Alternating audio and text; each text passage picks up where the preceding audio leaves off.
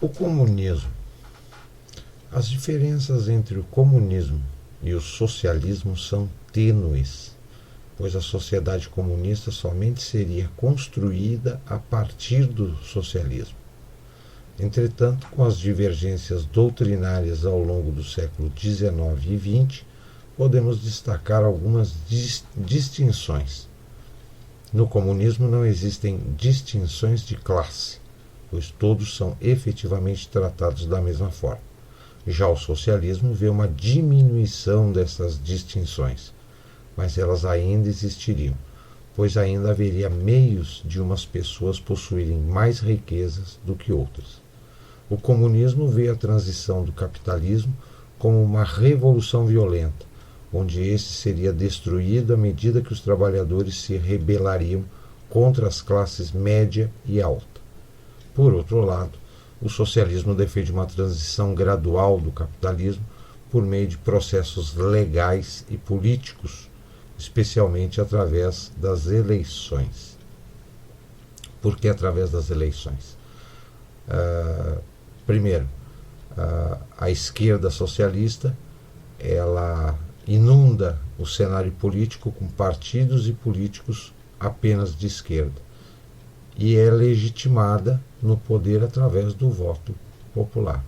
O povo que não conhece política, não analisa política, não vai estar votando em ninguém diferente, sempre trocando um socialista por outro. Em resumo, a sociedade comunista seria configurada sem Estado e sem classes sociais, conforme eu coloquei no capítulo anterior. É uma sociedade utópica, onde as pessoas todas seriam iguais e não haveria governo. Mera utopia, prática jamais aplicada. Depois de expor o socialismo e o comunismo, vamos conhecer um pouco mais do maior teórico de esquerda, o mais citado, o mais estudado e o mais difundido na intelectualidade ocidental nos últimos 50 anos, pelo menos. Eu falo do Karl Marx. Karl Marx, alemão judeu, nasceu na cidade de Trier, na Alemanha, a 5 de maio de 1818. Estudou direito nas universidades de Bonn e Berlim, mas sempre demonstrando um forte interesse por história e filosofia. Ainda na juventude, atuou como jornalista na cidade alemã de Colônia, também participando de um grupo de jovens que tinham uma forte influência pelo pensamento do filósofo alemão Hegel. Seu interesse e familiaridade pelos problemas econômicos que ocorriam em várias nações europeias surgem enquanto atuava como jornalista. Após o casamento com uma amiga de infância, foi morar em Paris, onde lançou os Anais Franco-Alemães, órgão principal dos hegelianos de esquerda. Foi em Paris que Marx conheceu Engels, com o qual manteve amizade por toda a vida. Na capital francesa, redigiu a obra Contribuição à Crítica da Filosofia do Direito de Hegel. Depois, contra os adeptos da teoria hegeliana, escreveu com Engels A Sagrada Família e Ideologia Alemã, esse texto publicado apenas após a sua morte. Depois de Paris, Marx morou em Bruxelas, na capital da Bélgica, intensificou os contatos com operários e participou de organizações clandestinas. Em 1848, Marx e Engels publicaram o Manifesto do Partido Comunista, o primeiro esboço da teoria revolucionária de esquerda.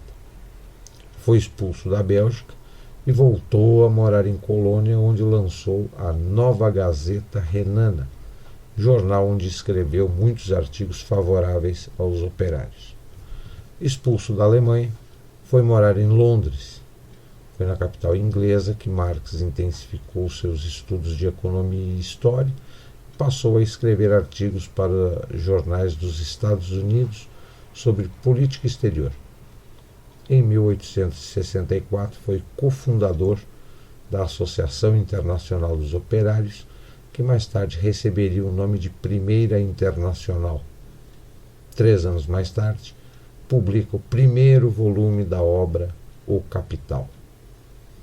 Depois, enquanto continuava trabalhando no livro, que o tornaria conhecido em todo o mundo, Karl Marx participou ativamente da definição dos programas de partidos operários alemães. O segundo e o terceiro volumes do livro, O Capital, foram publicados por seu amigo Engels nos anos de 1885 e 1894. Desiludido com as mortes da mulher e de uma das filhas, Marx morreu em 14 de março. Foi então que Engels reuniu toda a documentação deixada por ele para atualizar a obra O Capital, que até hoje é considerado uma obra inacabada. Apesar de sua primeira formação teórica ter sido direito, a história, filosofia e a economia teve um papel relevante na construção de seu pensamento, sendo o direito uma ferramenta para a construção das regras de aplicação e fundamentação de sua teoria esquerdista. As bases do pensamento de Marx. O Estado é todo perfeito e o indivíduo ou o cidadão apenas uma peça dessa totalidade. Essa é uma citação de Hegel que Marx usava como um mantra. Levando em consideração o momento histórico de evolução no mundo do trabalho, na intelectualidade e no esforço de experimentar ou adaptar as teorias dos iluministas do século XVI, XVII e XVIII, Marx aparece no cenário econômico e político no século XIX como um visionário que observa o mundo ao seu redor e sua problemática e crê na possibilidade de modificar e criar uma sociedade justa e igualitária. Temos conhecimento que Marx não estava sozinho, ele não era um visionário único. Coexistiam no mesmo cenário outros pensadores, filósofos, economistas, buscando desenvolver e solucionar várias equações que surgiam na evolução da sociedade capitalista, numa velocidade naquele momento tão rápida quanto nos dias atuais, respeitando as devidas proporções tecnológicas. Para a significativa corrente do pensar filosófico, o marxismo não passa de uma filodoxia, e o seu criador, não propriamente um filósofo em busca da verdade, mas mero filodoxo, na expressão do filósofo Immanuel Kant, um sujeito que enfrenta os problemas de natureza filosófica sem nenhuma intenção real de resolvê-las. Seu pensamento era nutrido de uma arrogância a ponto de querer substituir a filosofia pela crítica materialista. Um exemplo típico da mistificação de Marx encontra-se na sua tese número 11 sobre Feuerbach, que dá conta de que os filósofos se limitaram a interpretar o mundo. Trata-se, porém, de transformá-lo. Afirmação que, encerrando a mística do processo revolucionário como agente transformador da realidade, só consolida a visão da história crítica como substituta da filosofia, o que significa, em última análise, decretar a morte da própria filosofia. Marx, enquanto pensador ou ativista intelectual, pouco ou em nada se voltou para a investigação metódica do fundamento do ser e do espírito das coisas, objetivo primordial da indagação filosófica, limitando-se a construir uma obra substancialmente crítica, de feição materialista, toda ela imbricada no questionamento às vezes confuso, mas sempre virulento, do pensamento alheio. O pensar de Marx depende virtualmente do que ele leu, perverteu ou adaptou do pensamento de outros pensadores e filósofos, a começar por Demócrito, grego, que viveu na Grécia do ano 460 a 370 a.C., e Epicuro, também grego, que viveu entre o ano 341 e 270 a.C.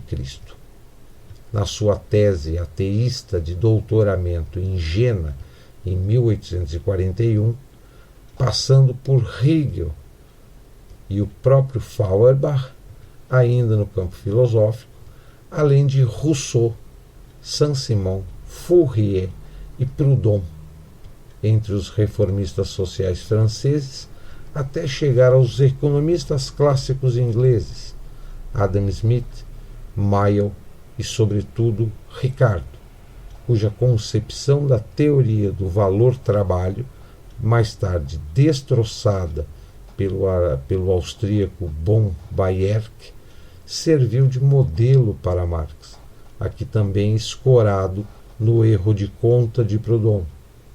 Extrair sua célebre mais-valia e acirrar os ânimos da luta de classes, ideia, por sua vez, a ser creditada ao falangista Blanqui, francês considerado inventor da barricada e autor da expressão ditadura do proletariado. Até então, a gente pode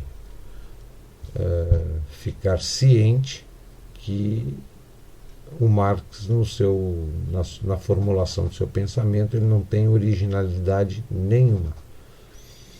A apropriação indébita permanente de Marx tem como fonte básica Hegel, filósofo especulativo alemão, autor da complexa Fenomenologia do Espírito, que definiu, no dizer acadêmico de Melchior, o absoluto como um espírito ultra-histórico, associando a ontologia, ou teoria do ser, com filosofia da história, procurando via intermediação dialética a unidade entre o finito e o infinito, para assim chegar ao eterno como fundamento do transitório e vice-versa. Ou seja, é um pensamento para lá de confuso. Hegel enxergava no movimento pendular entre as forças da imediação e da mediação o caminho que conduz ao desenvolvimento do espírito absoluto, este entendido como realidade única e total. Neste momento, enquanto o filósofo alemão Arthur Schopenhauer considerava Hegel um charlatão, Marx bebia avidamente na fonte hegeliana para formatar seu pensamento e formular as suas teorias. O sistema interpretativo do mundo, na visão hegeliana, leva Marx nas suas teorias a substituir povos por classes, matar a charada da progressividade da história. Na sua cabeça, se a história é um processo irreversível e ascendente, torna-se evidente a superação da burguesia pelo proletariado, do mesmo modo que a burguesia suplantara o feudalismo.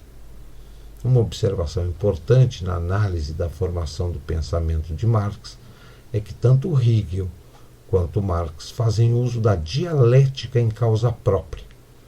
Um e outro, no momento oportuno, congelam a dinâmica ascendente do sistema para fazer pontificar suas pessoais interpretações. Assim como Marx, que congelaria o operariado como classe única entre as classes após o devir do banho de sangue revolucionário.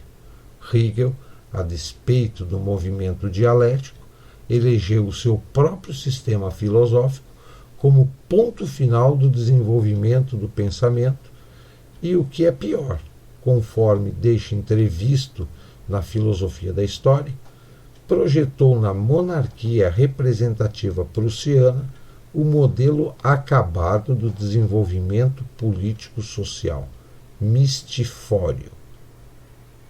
O que Marx entendia sobre economia era quando era cobrado pelos credores e de imediato solicitava dinheiro ao pai para quitação ou protelamento dos mesmos.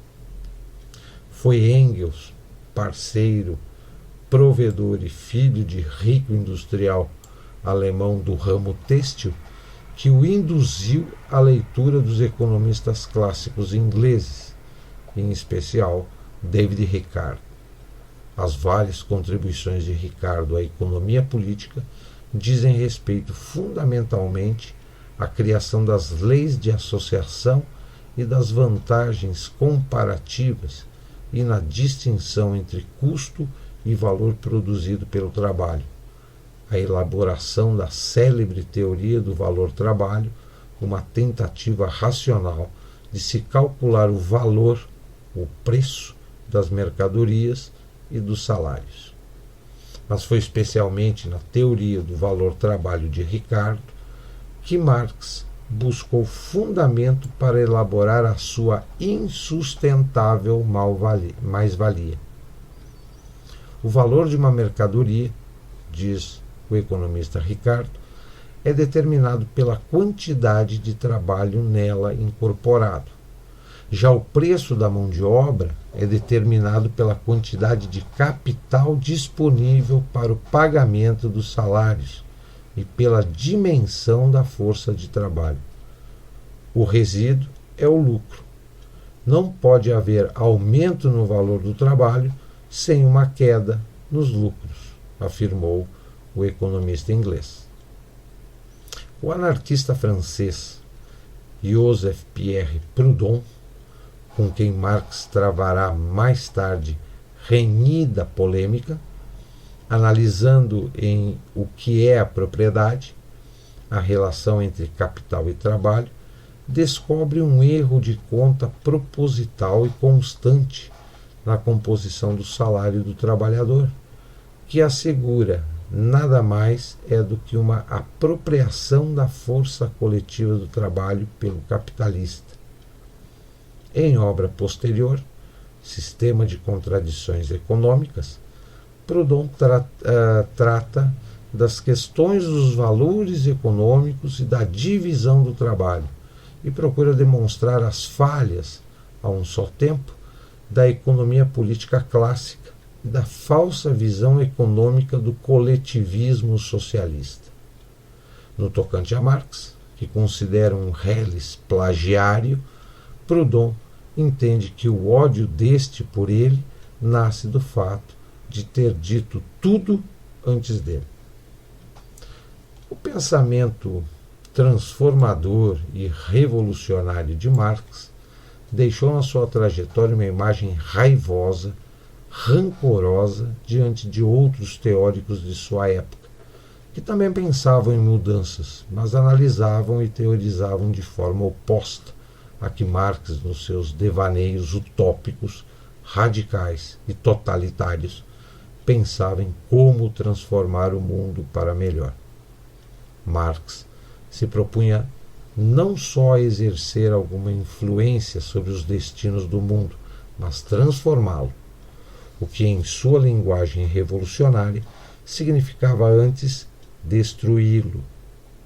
Desse modo, tal como partiu anteriormente para liquidar com a filosofia, Marx atirou-se contra o mundo da economia burguesa, com ênfase na demolição da propriedade privada e do sistema capitalista de produção. Para atuar na esfera diretamente política, o passo que deu a seguir, ou paralelamente, foi o de se instrumentalizar nas palavras de ordem do ideário político dos reformistas sociais franceses e com mais empenho nas cantilenas igualitaristas de Rousseau, Saint-Simon, Fourier e Proudhon. Foram muitas as idealizações dos reformistas sociais franceses do século XVIII e XIX, mas pelo menos duas delas ganham destaque e unem todos eles, a saber, a predominância da igualdade completa entre os homens e a construção de uma sociedade modelar, justa e livre. É sabido que Marx, enquanto leitor e teórico, estimava o apelo dessas ideias e que frequentemente recorria a todas elas, em especial às projeções de Rousseau e Saint-Simon. O contrato social de Rousseau é um somatório de regras administrativas para se chegar à sociedade civil perfeita. Com ele, o pensador iluminista pretende transformar a sociedade existente, considerada injusta, numa nova sociedade perfeitamente igualitária, composta por homens novos. Para construir a sociedade ideal, julgam necessário, de início, que se ame as leis criadas a partir de uma vontade coletiva, estas, por sua vez, coordenadas por uma elite política sábia, a quem todos se obrigam a obedecer por contrato. Foi paradoxalmente no anarquista Proudhon, tanto o teórico socialista voltado para a crítica da economia quanto no ativista e organizador político, que Marx encontrou respaldo para suas formulações teóricas. Proudhon não era simplesmente um fabricante de sonhos ou um idealizador de sociedades fantásticas. Embora considerado um dos fundadores da sociologia, ele desempenhou de fato papel importante na organização de associações e movimentos operários franceses, sendo reconhecida sua atuação na Revolução de 1848, além da influência, depois de morto, por força de suas ideias e ação dos seguidores na Comuna de Paris de 1871, desempenho este, por motivos óbvios, sonegado perversamente por Marx nas reportagens que formam as lutas de classe na França e guerra civil na França. Os métodos de Proudhon na atuação contrastavam fundamentalmente com os de Marx, e ele soube, como nenhum outro, conduzir a classe operária francesa à posição de destaque no cenário internacional.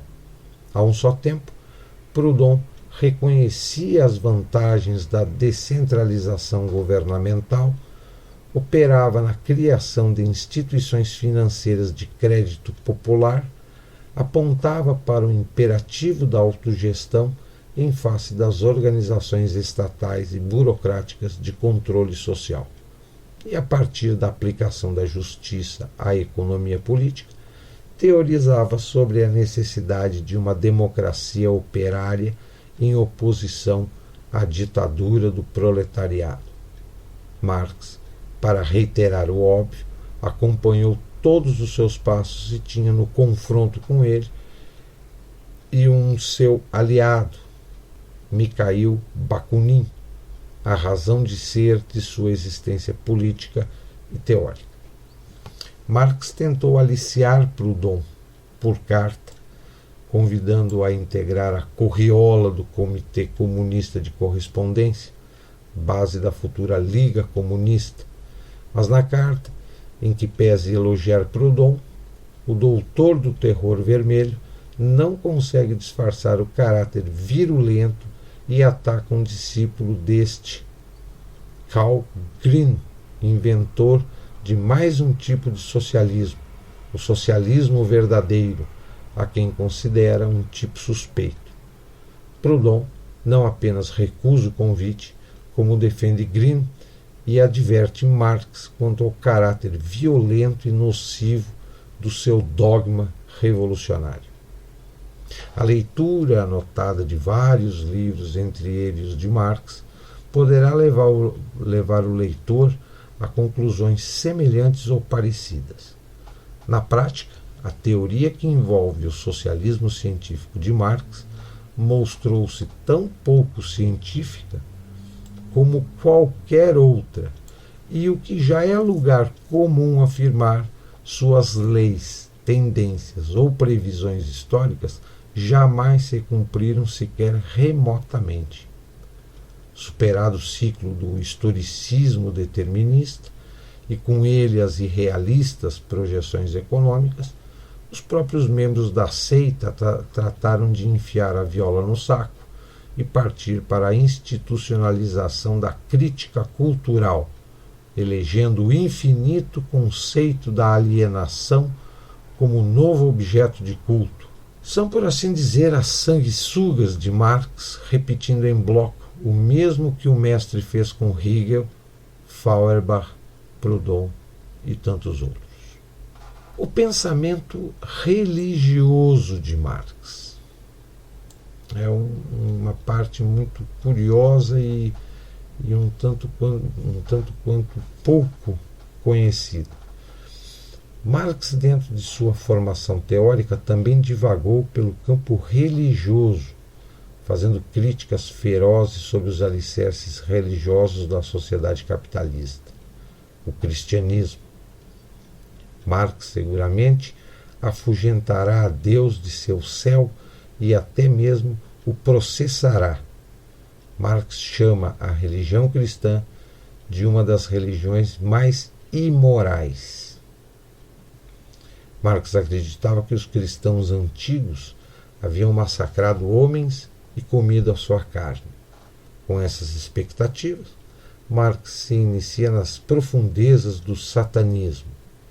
Não era verdade que Marx nutria sublimes ideais sociais sobre ajudar a humanidade e que a religião era o obstáculo para atingir esse ideal, sendo este o motivo que levou Marx a adotar uma atitude antirreligiosa. E até hoje, todo militante de esquerda, se ele não é muito distante da religião, ele se assume ateu. O biógrafo de Marx escreve: pode haver muito poucas dúvidas quanto ao fato de que aquelas histórias intermináveis eram autobiográficas. Ele tinha o ponto de vista do diabo quanto ao mundo e à maldade do diabo. Às vezes, ele parecia reconhecer que estava executando obras do Quando Marx terminou Oulanen e outros de seus primeiros poemas, nos quais reconhece ter um pacto com o diabo, ele não tinha quaisquer pensamentos quanto ao socialismo. Até mesmo o combatia. Era redator de uma revista alemã que não concede nem mesmo validade teórica às ideias comunistas em sua forma atual. Não menciona desejar sua realização prática, a qual de qualquer modo crê impossível. As tentativas feitas pelas massas para executar ideias comunistas podem ser respondidas por um canhão, tão logo se tornem perigosas. Após alcançar este estágio em seu modo de pensar, Marx encontrou Moses Hess, o homem que representou o papel mais importante da sua vida e que fez adotar o ideal socialista. Hess o chama Dr. Marx, meu ídolo, que dará o chute final na religião e política medievais. Assim, dar um pontapé na religião era o principal objetivo, e não o socialismo. George Jung, outro amigo de Marx naquela época, escreveu ainda mais claramente em 1841. Marx odiava todos os deuses, odiava qualquer conceito de Deus e desejava ser o homem que iria expulsar Deus. Aí explica porque até hoje todo militante de esquerda ou ele é ateu ou ele vive distante de qualquer conceito religioso. O projeto jurídico de Marx.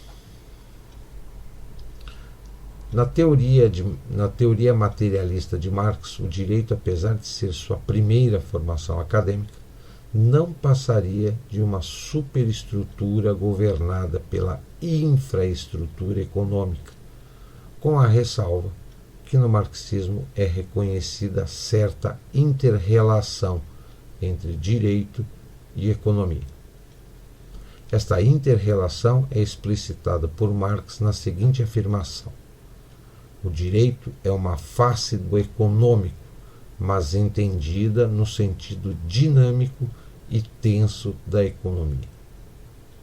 Existe a interpretação de que a teoria marxista é reducionista, baseada na interpretação de que o marxismo reduziria o direito à superestrutura de processos de produção, apesar de ressalvas feitas pelo próprio Marx, destacando a ação regressiva da ordem jurídica sobre as forças que a constituíram. Essa ação regressiva se explica de forma lógica quando assumimos que o socialismo não é um regime, e sim um estágio dentro da teoria. Ele vislumbrava como objetivo principal o comunismo, ou seja, a autogestão, supressão de grande parte do direito, que no socialismo ou estágio preparatório para o comunismo é o leme que direciona a sociedade para a plena adaptação ao comunismo, ou o regime objetivado por Marx desde os primórdios da formação de seu pensamento filosófico, político e econômico. Dentro da perspectiva de supressão do capitalismo pela via revolucionária, o direito capitalista burguês, que orienta uma economia de mercado, pouco pode ser utilizado como ferramenta de regramento. O conjunto de leis deve ser formado novamente conforme a necessidade da cúpula revolucionária governante e que, por princípio, está à frente do ideal comum do proletariado que o segue.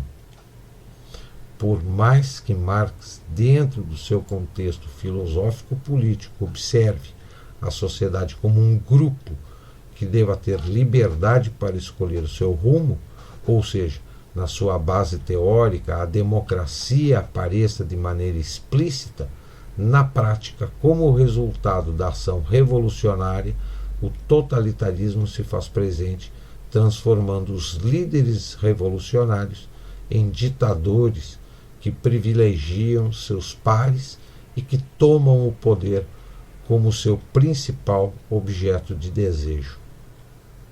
A opressão feudal que o capitalismo deixou para trás ressurge num formato diferenciado, onde havia rei e nobreza apoiada pelo clero. No socialismo prático, temos por experiência um líder e sua cúpula do partido. A Igreja não mais participa das questões sociais e políticas. No marxismo, a imagem do líder apoiado pela cúpula partidária e do próprio partido como um todo, e um regramento jurídico praticado por um eficiente regime de policiamento do Estado, faz com que o socialismo de estágio se torne um regime duro, cruel e de jurisdição a serviço do Estado, conforme a sua necessidade de manutenção do grupo dominante. A democracia, no pensamento marxista, ilude a sociedade, pois apenas sugere à sociedade que tenha direito individual de governar e transfira numa eleição para o seu candidato. A A questão é que os candidatos são todos do meio revolucionário.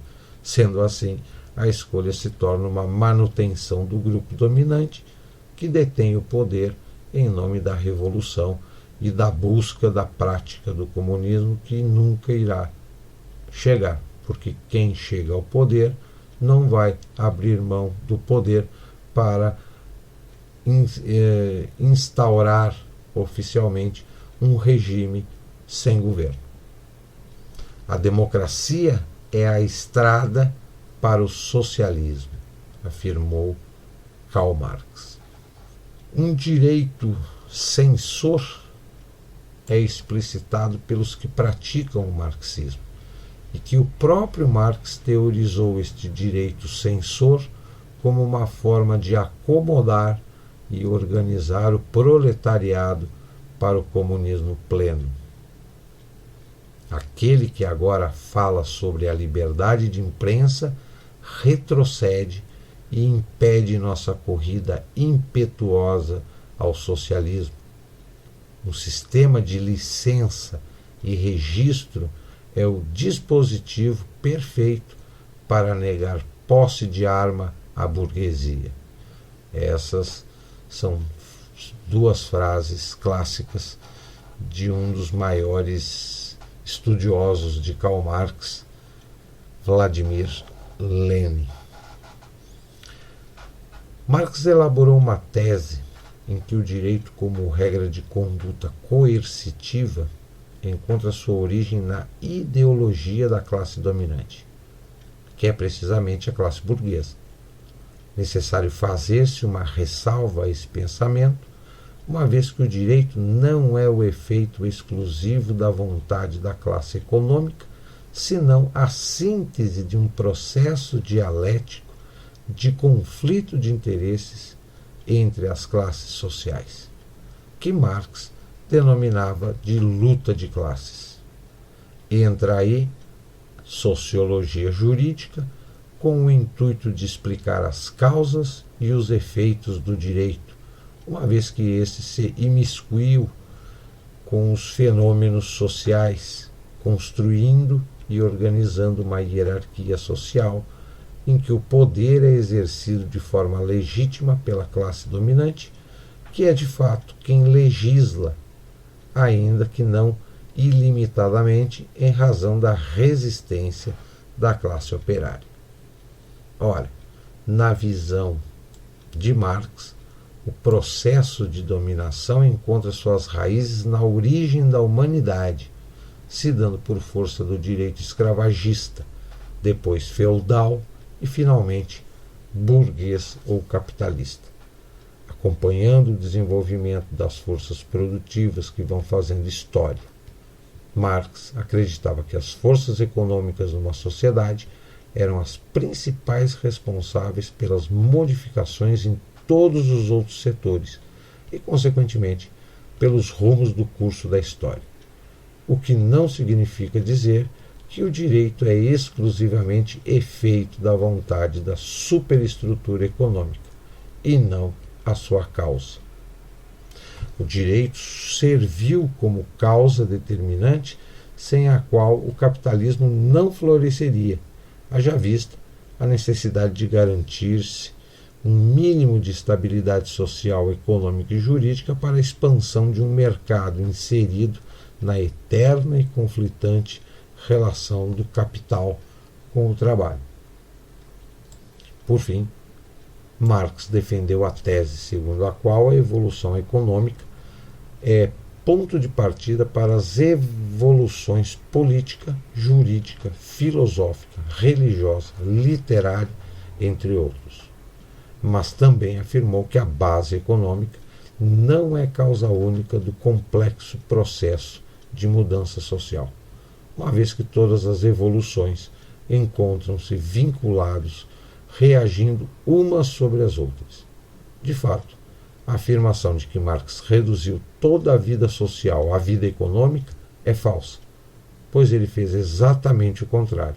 Revelou que a vida econômica não é mais do que uma parte integrante da vida social e que a nossa representação do que se passa na vida econômica é falseada na medida em que não percebemos que atrás do capital, da mercadoria, do valor, dos preços, da distribuição dos bens, se esconde a sociedade dos homens, que nela participam, que serão a posteriori pelo direito regulados e, em certa medida, alienados.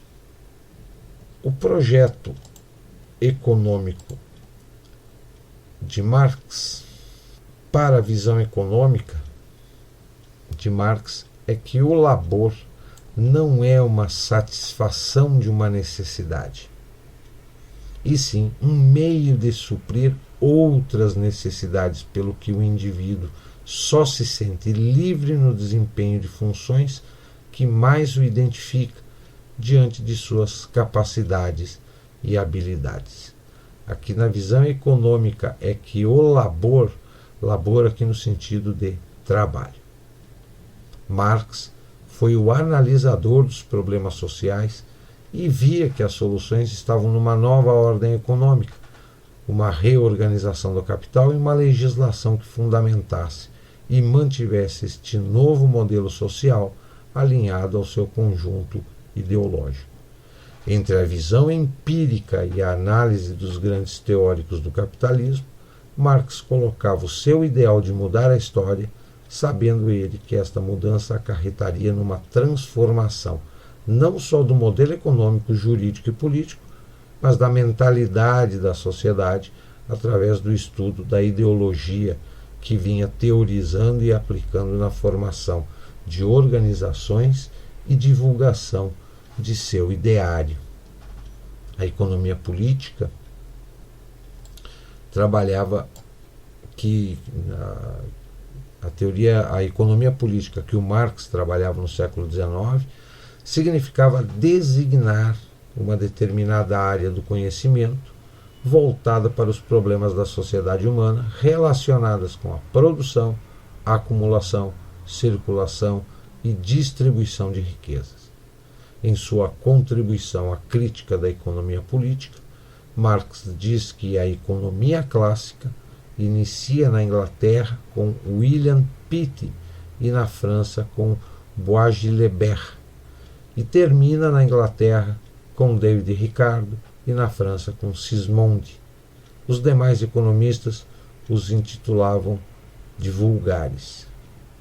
Marx trabalhou muito em cima de achismos, pois não analisava a sociedade como um todo, mas o que observava ao seu redor, e seu objeto principal não era a sociedade capitalista, mas o modo de produção capitalista.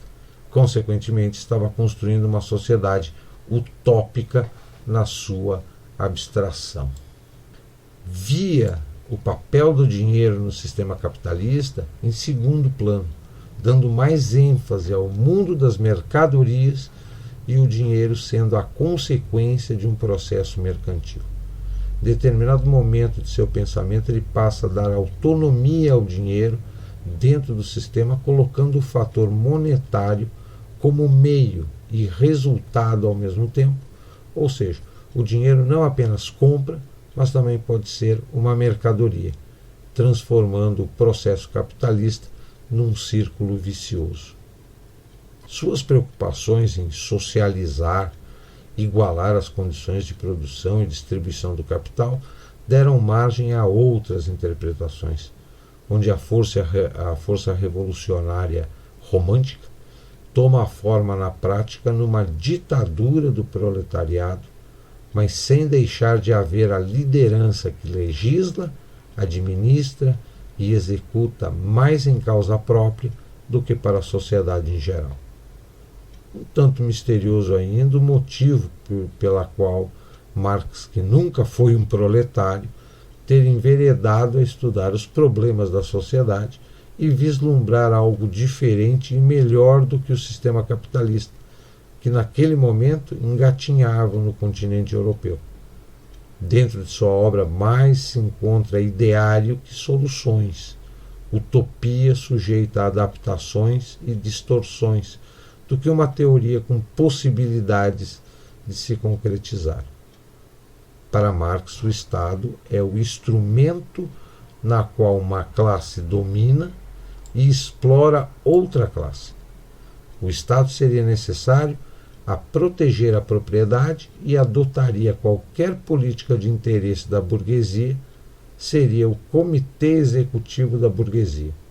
No Manifesto Comunista, Marx e Engels explicitam que o poder político, adequadamente assim denominado, é meramente o poder organizado de uma classe para oprimir a outra classe.